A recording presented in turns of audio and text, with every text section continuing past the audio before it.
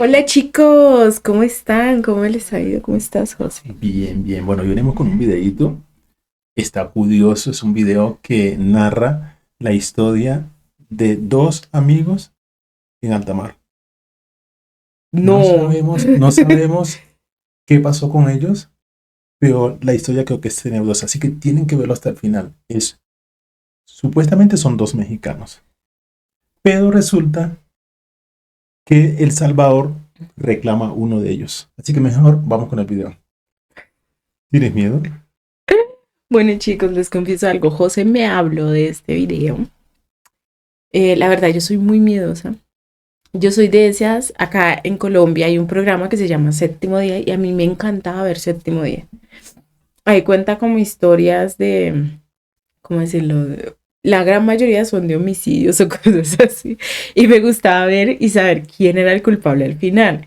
Pero después terminaba muy mal porque toda esa semana me la pasaba pensando en todo eso. Y desde ahí dejé de ver eso porque me pone nerviosa. Bueno, este video lo tomamos de el canal Club Cheman. Ustedes saben que nos gusta muchísimo. Ya hemos reaccionado varias veces. Y hoy vamos a ver un video que titula El náufrago mexicano asombra a México al revelar el tesoro bajo el aterrador océano americano. Vamos con este video que es una entrevista, como lo decía José, de una persona que sobrevivió en alta mar. Vamos a ver cómo fue que sobrevivió. Eran dos, llegó solo uno. Vamos a ver el por qué. ¿Tú cómo sabes? Su presa de pájaro, éramos dos, uno cada uno. Su pájaro estaba como envenenado, comió una culebra. Su cuerda estaba verde, lo comió. Un pescador mexicano sobrevivió 500 días naufragando en los océanos más aterradores del planeta, Bueno, enfrentando tormentas, 500 hambre, soledad días. y algo mucho más inquietante. Lo que encontró en alta mar no solo desafía toda lógica, sino que lo llevó a asegurar que el fin del mundo ya comenzó. ¿Qué fue lo que vio allá afuera? ¿Cómo logró sobrevivir tanto tiempo cuando todo parecía perdido? Comenta la palabra Viva México si tú también quieres tener la valentía de este mexicano. No olvides suscribirte y darle a like. Feo, un animal. Quebró el espejo. Y que lo quebré. ¿La monstruosidad estaba solo en su cara o había algo más? Cuando todos le daban por muerto, José Salvador, que era conocido solo como Salvador o como La Chancha, había aparecido al otro lado del mundo en Oceanía, exactamente en el atolón de Ebón, en las Islas Marshall, a 5.700 millas de distancia del pueblo de Costa Azul, en Chiapas, México, de donde partió 1 año y 2 meses antes, el 17 de noviembre de 2012. Pensaba en Navidad, que iba a regresar para celebrar mi día Nochebuena, pero no, no ocurrió así. Por Una el cosa contrario, planeamos su y otra larga muy pesadilla distinta es lo empezó que la noche ocurre, en la ¿no? que zarpó en una lancha pesquera llamada Camaronera La Costa, junto con Ezequiel Córdoba, un joven y novato pescador que sería su socio en un viaje sin retorno para uno de los dos. Pescamos tiburón. Llegamos a las alturas donde pescamos lo que hicimos y luego pasó el fracaso de... ¿Qué sucede? Se entra mal tiempo, nortes, lluvias. En los pronósticos meteorológicos estaba claro que una enorme tormenta iba a llegar. Pero ellos creían que tendrían el tiempo suficiente para pescar y volver justo antes de que se desatara la tempestad. Nos encontramos con la tormenta a 60 kilómetros.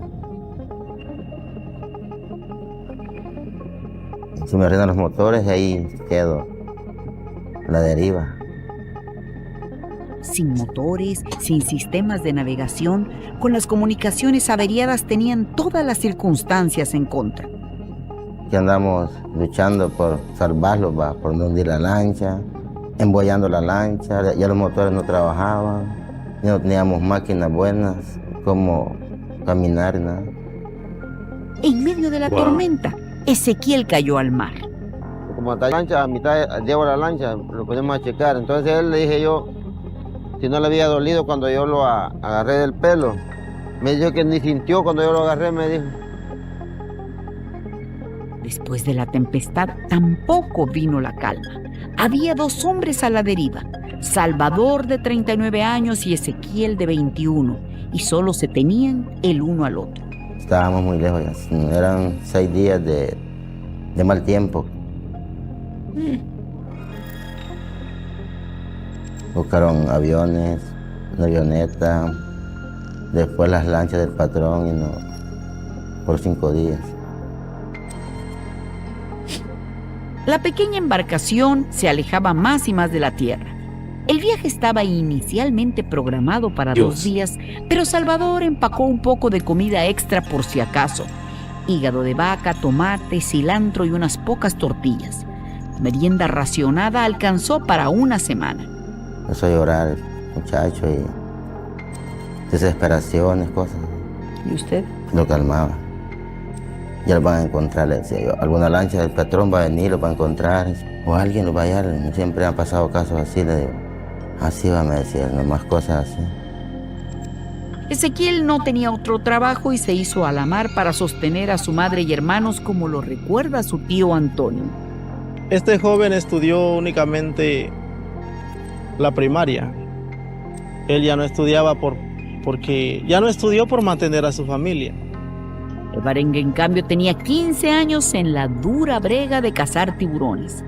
La experiencia marcaba una gran diferencia, recuerda Jonathan Franklin, autor de 438 días, el libro que narra la historia de este náufrago, el que ha pasado más tiempo en mar abierto desde que se conocen registros. Lamentablemente, Ezequiel no tiene la experiencia, era más joven. Y yo creo que si tú sacas 100 personas de la calle de Miami y lo tiras en este barco, 99 mueren. Es muy difícil sobrevivir allá. El mar se calmó hasta 2 semanas después. Precaria tranquilidad de poder mantenerse a flote dio paso a una angustia mayor. Sin comer, sin tomar agua.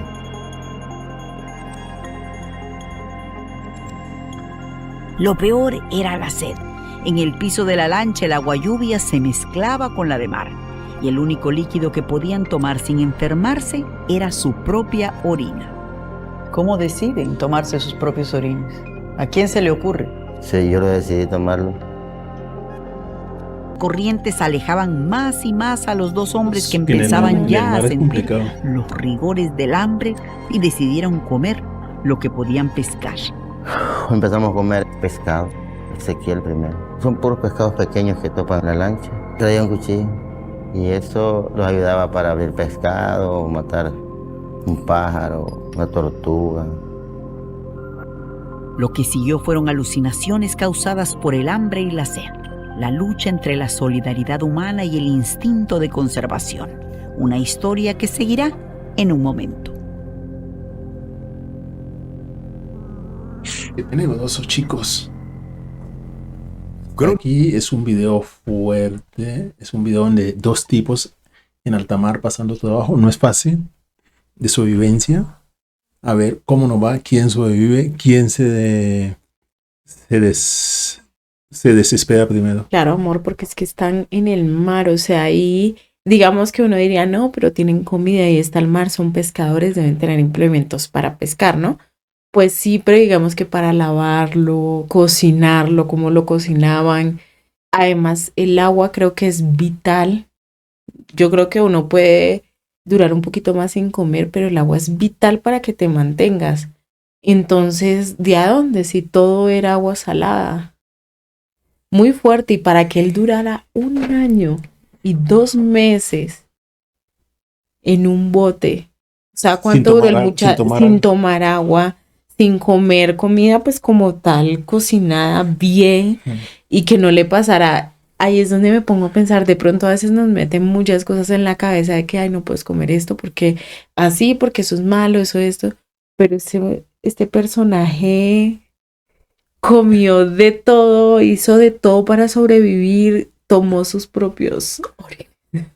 Que muchas veces, cabe aclarar, no sé si pasa en México, pero digamos, o sea, acá cuando a veces uno está enfermo, yo me acuerdo que la otra vez, hace mucho tiempo, a mí una vez me dieron, pero bueno, ese es otro tema. Tomaste orine. Toma meado. Sí, ¿Qué haces? sábado tú con también. Ainhoa. Yo no.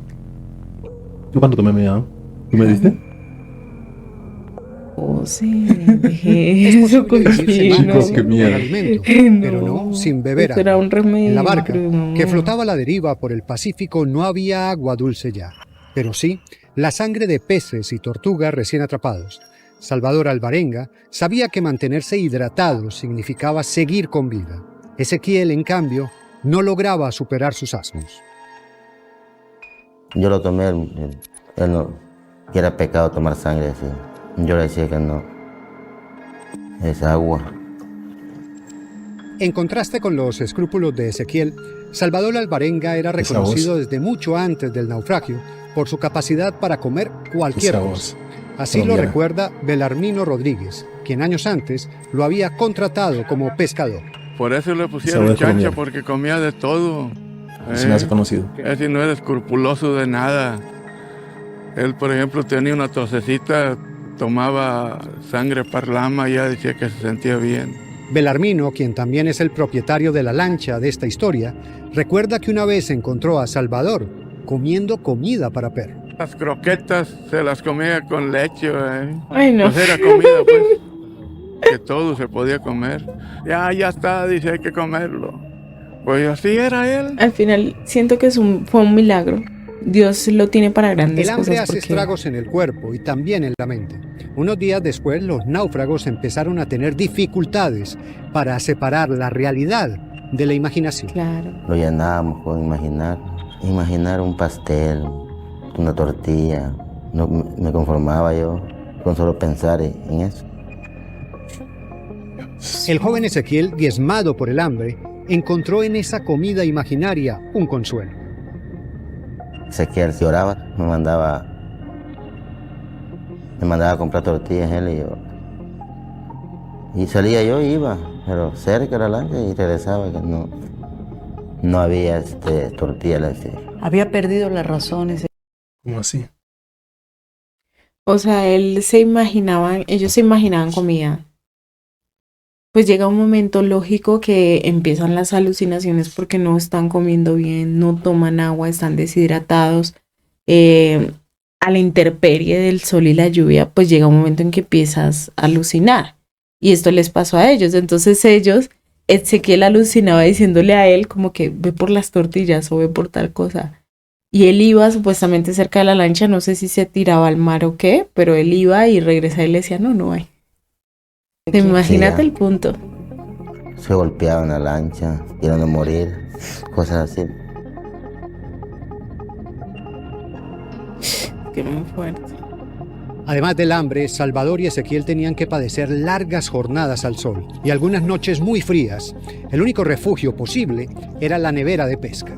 No es pequeña, es que habíamos a lo largo, agarraban 600 kilos de pescado. Ella nunca lo tiré yo. Me acostaba, me metía, no me soleaba. Descansaba, llovía. Hoy de último, me embrocaba.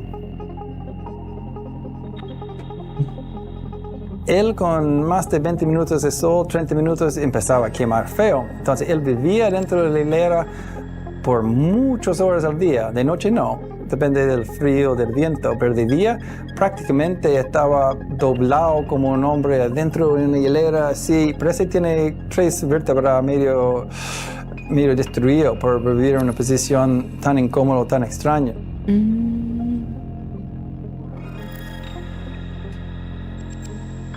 No había más reloj que el día y la noche. El tedio les empezó a marcar la existencia cuando llegaron a la terrible certeza de que nadie los buscaba. No había forma de contar los días, pero sí los meses. Meses, días no conté. Los días los comencé a contar cuando empezó. Y ahí de ahí sí los meses, sí, por la luna. Siempre la luna se escondía, salía un mes. Marcaba yo siempre la lancha. Con el ciclo lunar. Cuando la luna salía, sabía que ya había Lo que empezado pasa es el que el mes. Salvador Alvarenga nunca era un hombre muy pegado a la tierra, en ningún sentido, ni con relojes, con calendarios. Este nuevo tipo nunca va a tener un Apple Watch, él tiene la luna. Entonces, Y era su abuelito que había dicho desde muy chico entender las fases de la luna.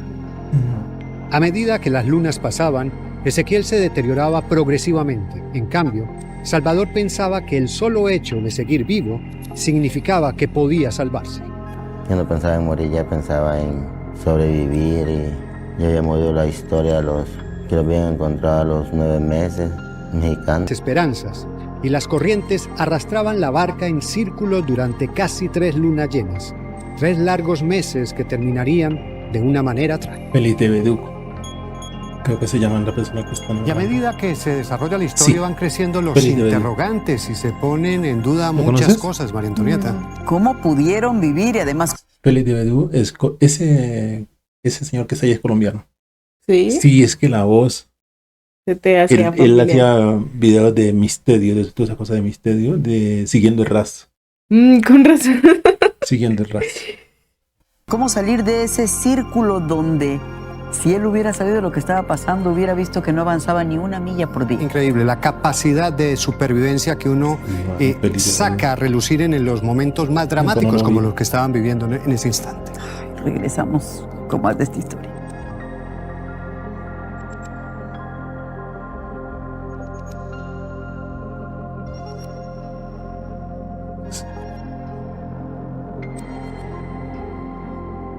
Es difícil establecer una fecha precisa, pero hacia el día 98 de su viaje a ninguna parte, la embarcación La Costa a la deriva y sus 2 desesperanzados ocupantes, Salvador y Ezequiel, llegaron a un lugar muy cercano a la línea del Ecuador que divide en 2 el planeta. Para cualquier desprevenido solo era el mar, el mismo Imagínate. mar. Sin embargo, Salvador descubrió que había una corriente fría y otra tibia que se encontraban en ese punto y que quizá por eso muchos pájaros venían a pescar a ese lugar. Cansados del sabor a pescado crudo y tortuga, sus únicos platos durante 3 meses, entonces diversificaron el menú con las aves. La chancha, acostumbrado a alimentarse con lo que fuera, pronto encontró la forma de atraer a los pájaros con el pescado crudo. Cuando los atrapaba, entonces les partía un ala para que no pudieran escapar. ¿Cómo comían ustedes sin condimentos, sin nada? Bueno, yo me tapaba la nariz y comía el pescado. Tripas de pájaro, ojos, hígado, todo lo que... ¿Pero cómo se lo podía pasar? Ya Dios hacía todo que mi cuerpo me llamaba la atención eso. ¿Le daba asco? No, ni un momento. Yo lo agarraba como agarrar un pollo, como cualquier comida. Nunca me hizo daño. Otra fue la suerte del desafortunado Ezequiel de 21 años de edad y con experiencia en el mar de solo 3 meses, quien acompañaba a Salvador en la frágil embarcación. Primero, porque sus escrúpulos pesaban tanto como su hambre y después, porque uno de esos pájaros que comió para sobrevivir aparentemente estaba envenenado. Ahí lo tocaba el pájaro, como cada quien agarraba su presa de pájaro. Agarramos 2, uno cada uno. Su pájaro estaba como envenenado, comió una culebra.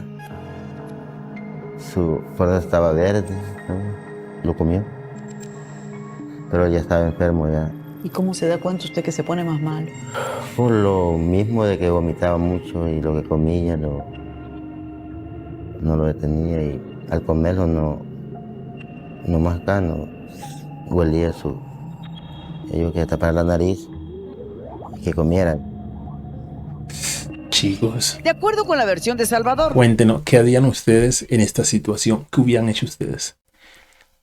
No, la verdad, mi respeto para el Señor y siento que de verdad Dios tiene grandes cosas para él. Bueno, esto ya pasó hace un tiempo. No sé qué haces actualmente, pero sí tenía propósitos muy grandes. Porque sobrevivir todo este tiempo y con todo lo que pasó, no. O sea, la verdad, poniéndome yo ahí, yo sería un Ezequiel. Y no hubiera orado los 3 meses. Ay, no. Dios. No es, o sea, yo soy sincera, yo soy muy, no, yo no sé cómo hubiera hecho. Aunque uno dice muchas cosas cuando no está en esa situación, ¿sí? Otra cosa es estarlo y vivirlo realmente. Solo Dios sabe por qué le dio como esa oportunidad. Porque siento que fue una oportunidad que le brindó Dios, porque Dios, en serio. Pero poner el pescado al sol hubiera sido una estrategia también. Como para ahumarlo. Como asolearlo. Había estado sequito, rico. pero igual, digamos que es distinto, amor, porque tú al menos, bueno, arreglaste el pescado, botaste las tripas, todo lo que se le saca y lo lavas bien, ¿sí? Lo dejas al sol, pero al menos lo lavas bien. Pero es que en el mar tiene cómo lavarlo. Pero el agua es salada. Y el agua, siendo salada, mejor para la comida, porque pues va a tener algo de sal y lo va a sostener más. También es la otra, claro. Pero la sal, el agua salada lo que hace es deshidratar. O sea, para de pronto para la comida no sé cómo funcionaría ahí, pero si tomar agua salada hubiese deshidratado. La única disponible, ese mismo día empezó para el joven Ezequiel una prolongada agonía en la que solo quería hablar de los seres queridos que se habían quedado esperando su regreso y de la muerte que daba por segura. Habíamos hablado 2 días antes cosas de las madres de mi mamá, que si él moría o yo me salvaban, que le diera el pésame a la mamá, cosas así. También yo le decía que si él pues un día saliera o yo muriera, él fuera a mi casa y cosas que lo... ¿Cómo estaba él? Muy flaco, consumido. Yo sin fuerza ya él vivió, le estaba yo poniendo 2 meses, muy corto como murió. Y se muere, y usted se da cuenta que se muere. ¿Cómo fue ese momento para usted? Porque era su compañero. Lloré 2 días, tristeza, hablando con él. Lo saco y lo pongo donde él me lo pidió que lo pusiera su cuerpo. Hace un día, 7 días, hablaba yo con él todos los días. ¿Qué le decía? Muy fuerte. Saludándolo, preguntándole cómo él se sentía ya muerto, cómo era estar muerto, si estaba descansando, si no estaba sufriendo igual que yo. Mis preguntas, y después decidí yo no hablar con un muerto. Hablar con un muerto no es conveniente porque él ya está descansando, ya puedo yo arrojarlo al agua, no podía. Este es quizá el punto más controversial de la narración del náufrago. ¿Qué hizo con el cuerpo de su compañero? Exacto, sí. Sí, porque aquí me preocupa, o sea, 7 días con el cuerpo andando con él, o sea... Pues sí, digamos que siento que de pronto en un principio no sabría qué hacer. Porque por un lado dices, bueno, echarlo al mar. Sí, se puede echar al mar, pero igual es una persona. No. Y tú no sabes si de pronto te salvan. Y al menos llevarle el cuerpo a la familia para que pueda enterrarlo. Pero es que para que 7 pueda... días ya el olor es bastante fuerte. Bueno, también, esa es la otra. El olor es fuerte. Y puede causarle también... Claro, o sea, 7 días es demasiado tiempo. La otra, cargarlo ahí, hablar con él. O sea, no me cuadra. Pero, amor, tenemos que ser conscientes que una persona, digamos...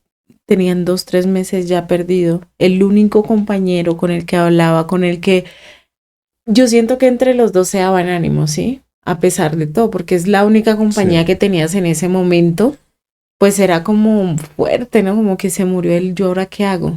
O sea, ¿me doy a morir yo también o trato de luchar? ¿Será que algún día se voy a salir de esto o no? O sea, son muchas cosas que me imagino. Si tú estuvieras conmigo en esa situación, ¿tú qué harías? Uy, no. Yo dejo de comer y me muero. ¿Ah? Morámonos. Sí. ¿Cómo no vamos a morir los dos? Uno solo. Yo me muero primero. Yo te doy de la envenenada también. No, en serio, yo no. No. Mentalmente siento que, o sea, esta persona,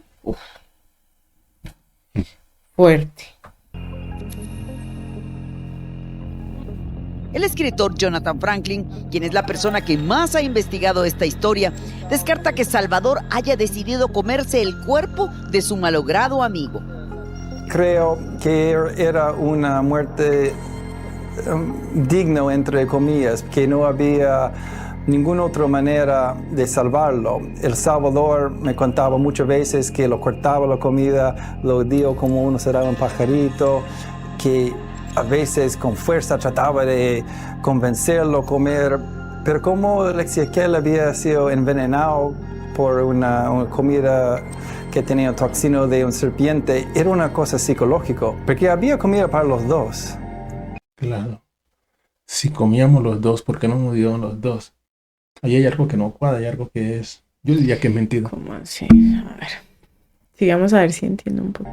El escritor sostiene además que cuando se presentó la muerte de Ezequiel, Salvador tenía comida suficiente. Claro. Tiene tortugas, tiene peces, ya ha aprendido a cazar pájaros. Entonces, más de que si él podría o imaginaba comer a su compañero, no era necesario. Él tenía la solución en sus manos y había comida para los dos.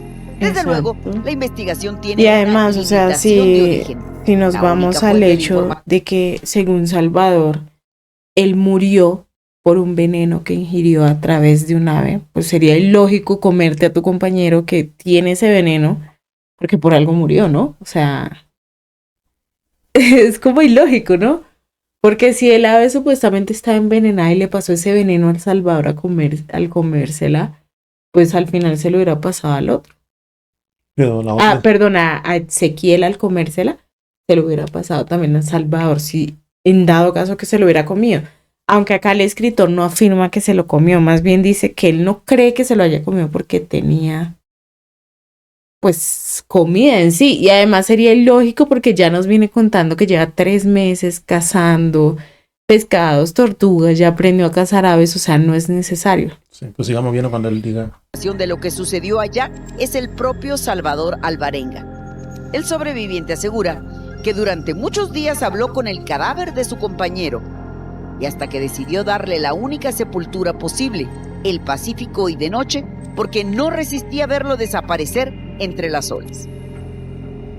No De día no pudo lanzarlo al mar. No me daba El valor. de tirar a mi compañero, Dios mío, que yo no puedo hacer eso. Sí, muy fuerte, José. En la noche sí.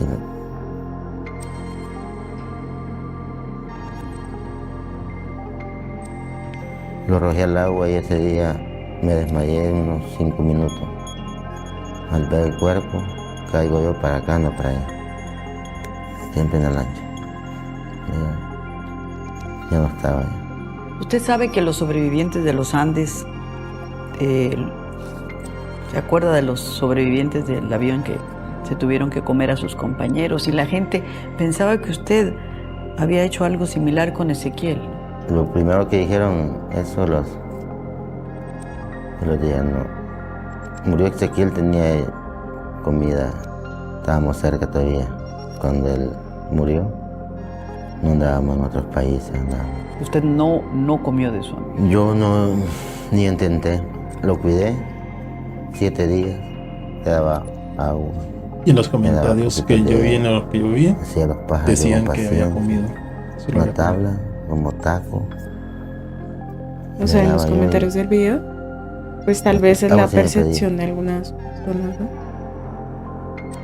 Nadie estaba tan solo en la vida como lo estuvo esa noche Salvador Alvarenga después de tirar al mar el cuerpo de Ezequiel, ansiando con desesperación un milagro que lo sacara de la deriva o la gracia de una muerte rápida que le pusiera punto final a su desesperanza. Lo que vino después una historia, chicos, durísima. fue sencillamente increíble. Sí. Más allá de lo que acabamos de ver en la entrevista, el interrogante sigue siendo, al ver a su compañero muerto y sentir que se pierden las esperanzas, que no hay alimentos, ¿Salvador comió la carne de su compañero, María Antonieta?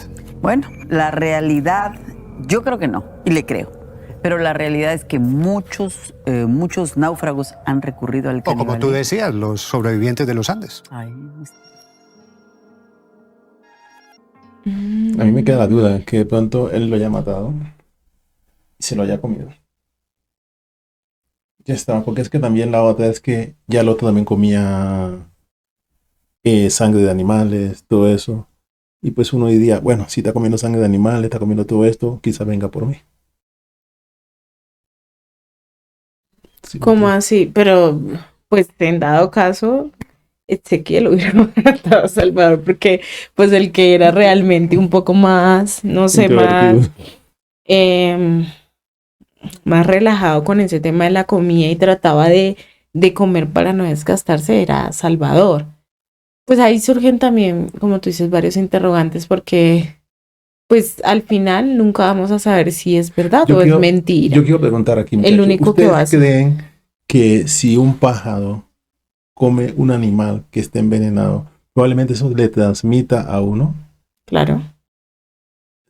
No sé mucho, no creo mucho. Sí. Ahora, si ese pájaro estaba llegando a buscar, es que mira la otra. Lo que me parece Espérate, curioso disculpa. es que Si el pájaro está buscando comida, significa que el pájaro está aliviado. sí, por ahí va. Y además él dice que una culebra posiblemente está en mar abierto.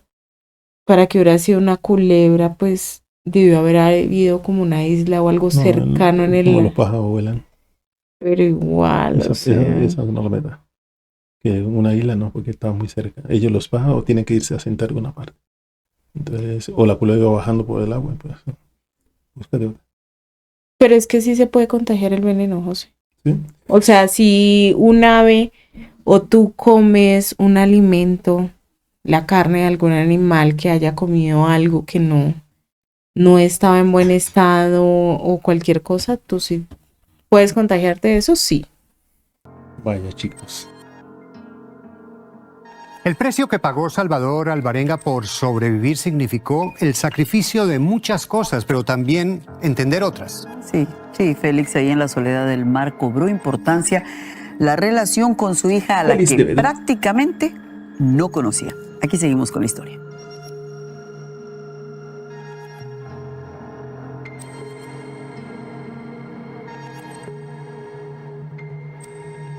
Cuando se quedó solo, los días empezaron a transcurrir más lentos para Salvador Alvarenga. El vaivén de las olas era su única música.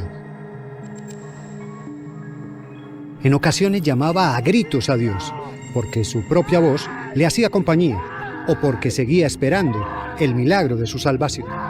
Nunca perdí la fe yo. Y lloraba así, de tristeza y de sufrimiento. Pero me tranquilizaba y le pedía yo a Dios de que me diera fuerzas y me diera sabiduría como sobrevivir. En otros momentos recapacitaba sobre el sentido de su existencia. Flotando en un océano sin rumbo, sobre una barca sin motor, sin la esperanza de ser encontrado, y entonces pensaba en provocarse él mismo el alivio definitivo. Es miedoso. Intenté matarme después, no quería yo sufrir, pues. Pero siempre le pedí a Dios cuando algo así me hincaba siempre, que me quitara eso, pensamiento. Con el cuchillo cerca de las venas y la melancolía en el alma, Salvador escapó de la muerte cuando entendió que las aves que volaban a su alrededor podrían ser mucho más que comida. Agarraba los pájaros, quebraba sus alas, nos aguardaba, cuando me daba hambre. Es complicado establecer el límite entre lo que sucedió y lo que pasaba en esos días por la mente insolada del náufrago. Él asegura que organizó a un numeroso grupo de pájaros para que jugaran fútbol, usando un pez sapo como balón. Ponía nombres de Maradona, Rey Pelé, varios jugadores. Eran 10 y 10, andaba yo 20 pájaros. ¿20 pájaros tenía? Así andaba una pez de sapo, le dicen, que se inflan. Esa era la pelota. ¿Y allá adentro jugaban? Sí, ponían unos para allá, otros para acá. Al poner la pelota, ellos con hambre, agarraban una, agarraban otra. Pero ellos no comían hasta 5 días los pájaros. Entre esos pájaros había uno especial, al que llamó Pancho, el más inteligente de todos. El Pancho era clave para su salud mental, porque tener una mascota en el medio del mar cambió todo para él. Él era como su gatito, era como su regalón. Él aprendió a cantar igual como su gaviota, dormieron juntos. Pero en este punto, la dura realidad volvió a plantearle un dilema a Salvador. Elegir entre la amistad de Pancho o la necesidad de sobrevivir ante una nueva escasez de alimentos. Pero se llegó usted a comer a Pancho, que Pancho era su... Mi amigo. ¿Cómo fue eso, comerse algo? Doloroso. Mi único amigo que andaba sin quitarle una ala, sin... ¿Le pidió perdón? ¿no? Porque después tuve otro, después de él. ¿Que se llamaba cómo? Se llamaba Pedro. Me puse el nombre de un amigo. ¿Y también se comió a Pedro? Él se me fue. Mal tiempo. Se escapó. Sí. Nadando, no volando. No sé. Ay, no, Condenado yo a hoy no voy a mirar poder hacia dormir. Esta última parte Sí. es como que Se comió. tú dices si se comió. pero- Supuestamente es porque había mal tiempo, pues quien nos dice que no pasó con lo mismo, El otro. con el otro muchacho. En serio, o sea, uno se pone a pensar y uno dice, pero Sí, se comió a él y le ponía nombre de amigos y se los comía. ¿Mm? Dios. Salvador inició un viaje paralelo a bordo de sí mismo. El peso de su conciencia no se marchaba con las olas, ni con el viento. Por esa época, recordó que en su tierra natal, años atrás, había dejado a una hija abandonada y pidió la gracia de vivir para volverla a ver. Sí, yo le pedí a Dios una oportunidad para ver a mi hija grande. Yo creo la parte más difícil para él era admitir que él ha sido un mal padre. Pero también cuando él estaba solo en el mar, era la imagen de su hija que lo dio ganas de vivir. Sumido en sus pensamientos y culpas, Salvador descubrió que estaba dando vueltas en círculo. 3 corrientes marinas habían empezado a jugar con la lancha. Una de ellas la lanzaba hacia el oriente, mientras que la otra la devolvía al occidente, y una tercera le impedía salir de la fuerza de las otras 2. 4 meses estuvo dando círculos en un solo sitio. La rutina mortal fue súbitamente interrumpida cuando un buque, una enorme nave mercante, apareció en el horizonte. ¿No lo vieron? Me vieron, me hicieron adiós, levantaron la mano, nadie decidió matarme, decía yo, no. Ya nadie me va a encontrar, ya esto es justo, donde pasa ese barco, si es hablando yo con la gente y no. es que ya es muy fuerte y siento Ese es que el peor día, la desesperanza. esta parte de la nave pudo haber sido una alucinación, porque en este punto es una persona que pues no diferencia entre lo real y lo que puede estar en tu mente, y muchas veces ese deseo de salir de ahí, de ser salvado, de dejar de vivir esta rutina, pues de pronto, o sea, no soy quien para decir si fue o no fue, porque pues eso solo lo sabe Dios, pero siento que pudo haber sido como que ¿Me imaginas bien? ajá, como que esa ilusión de poder salir de ahí y decir, ay, había una nave, había algo ahí que pasó y pudo haberme salvado, pero no lo hizo. Y te pone como en el limbo de cega, que sigo luchando, más bien me mato y ya dejo de sufrir. O sea, de pronto fue eso. Sí. Esperanza. Pero siempre con la esperanza, siempre seguía yo. Posiblemente el temor a un retraso en su recorrido comercial por las paradas necesarias para recoger y dejar a un náufrago, o el temor a una multa en el siguiente puerto, le importaron más a los tripulantes del buque que la vida de Salvador. Yo creo que realmente el mar hoy en día es salvaje y que lo vieran y lo pasaran. Hay muchos dichos sobre el mar abierto, pero es tierra de nadie. Es como el viejo oeste. No hay una ley, no hay una regla. Estos barcos grandes son como drones. Ellos no paran para nada. Sí, claro. Cualquiera que sea la razón, No para. ese día el pescador entendió que su suerte le interesaba a muy pocos y que dependía únicamente del mismo y de la corriente para salvarse. Luego de una noche de llanto en la nevera refugio, despertó con una compañía inesperada. Como una montaña se miraba verde. Abajo de la lancha, dije, a lo lejos miraba yo su aleta de en medio. ¿Va? Estoy hablando como de una aleta de un avión. No me atacó, siempre estuvo cerca de mi lancha. Pasaba de boca. Bastante. No. Era un cachalote, el mamífero marino con el cerebro más grande de todas las especies. Un animal que, de acuerdo a las leyendas balleneras, es capaz de guardar recuerdos por décadas. Más allá de los mitos, el cachalote puede hallar rutas y ubicarse en la superficie y en el fondo del mar con el eco de sus propios sonidos. Wow. Como unos 9 días me acompañó. Siempre iba a la corrientada. ¿Lo acompañó? Así me llevando. También él no se meneaba, pero solo iba así. Y ya de subirme y que me llevara por donde cosas.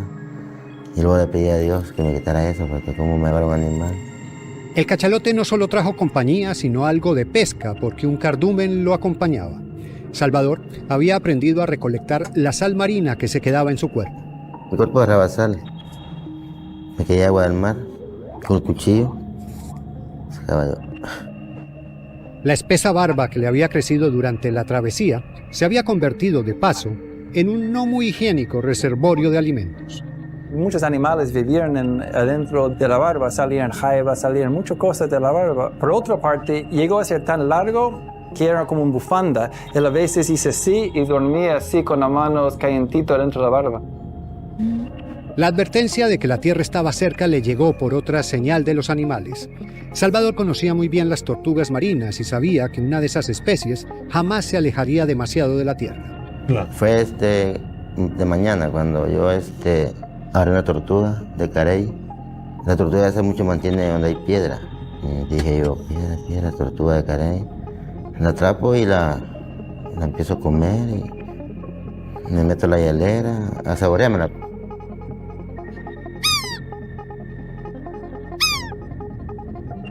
Cuando salió de la nevera lo esperaba otra esperanzadora señal.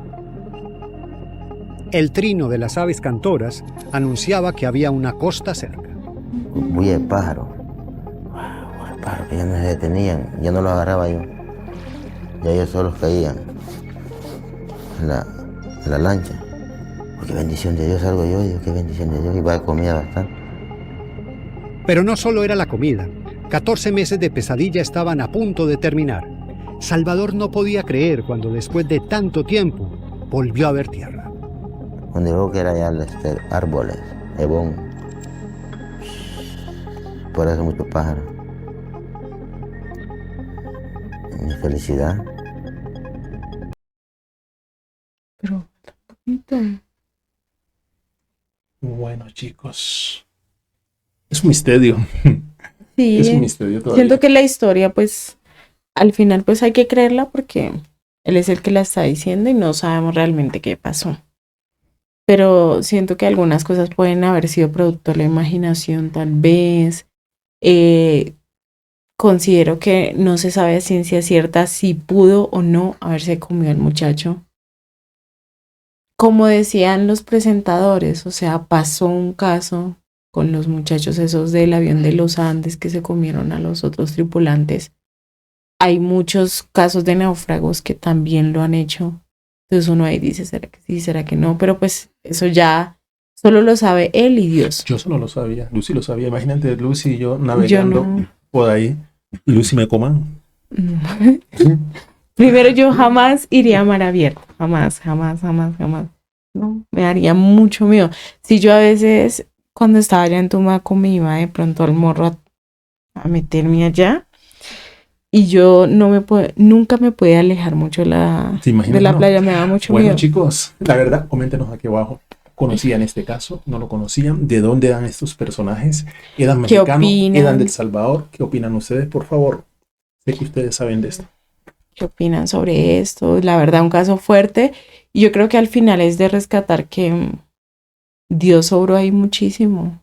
Porque para que él después de tanto tiempo siguiera vivo, sí, es porque tenía grandes propósitos con él o los tiene. Pero ya han llegado hasta el final, la verdad. Una historia impactante. Y muchas gracias, chicos. Muchas gracias por llegar hasta este punto. Dios los bendiga. Los invitamos a que se suscriban y activen la campanita y hasta un próximo video. Chao.